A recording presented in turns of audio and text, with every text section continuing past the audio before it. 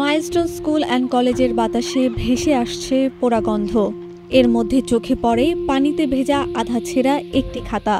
সেখানে ইংরেজিতে নাম লেখা রাইসামণি, তৃতীয় শ্রেণী, কোড 2010, সেকশন আকাশ। এ ঘটনার 24 ঘন্টা হয়ে গেল।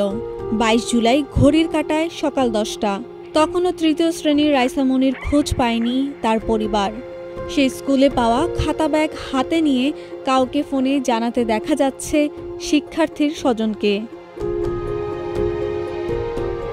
স্কুলের ভবনের সামনে ছড়িয়ে ছিটিয়ে রয়েছে শিশুটির বই, খাতা, ব্যাগ, জুতা, পানির বোতল। যেখানে শুধু শিশুর কোলাহল শোনা যেত, এখন সেখানে শুধুই নিস্তব্ধতা।